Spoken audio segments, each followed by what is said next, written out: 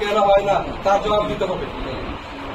যুক্তিবিদ্যার শিক্ষক কোন কারণে শিক্ষক সমস্যার স্থায়ী সমাধান করতে হবে সুনির্দিষ্ট কারণ।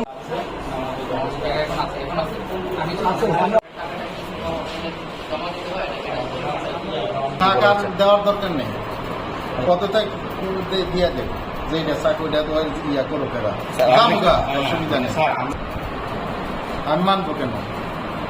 আমার আগে ইয়া হোক, তদন্ত হোক, পরে সঠিক ইয়া হোক, তদন্ত সাপেক্ষে না হবে, নিয়ম মাফিক সঠিকভাবে তদন্ত হয়ে যদি আমার কোনো ইয়া হয়ে থাকে, ফল্ট হয়ে থাকে, হিসাব কিতাব যত কিছু আছে সব দেখবে, দেখার পরে আমরা সে কমিটি যদি মনে করে যেন আপনারা থাকতে পারবেন না, তাহলে থাকবো না, অসুবিধা কি আছে? শিক্ষার্থীরা তো চাবে, শিক্ষার্থীদেরকে অনেকে আছে, অনেক ধরনের উস্কানি দিতেছে শিক্ষার্থীরা ইয়া করার জন্য।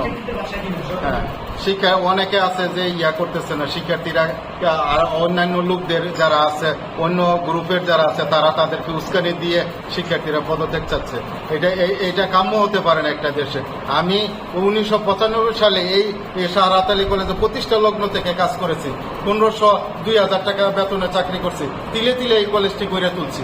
এই কলেজের জন্য কি না করছি, বাস কাঁধে নিয়ে এসে এই কলেজ প্রতিষ্ঠা করা হয়েছে এবং এই কলেজকে আজকে প্রিন্সিপাল হওয়ার পরে এই কলেজকে বাঞ্ছারামপুরের মধ্যে একটা শ্রেষ্ঠ বিদ্যালয় হিসাবে প্রতিষ্ঠা লাভ করেছে। এটাই কি আমার অপরাধ ছিল কিনা?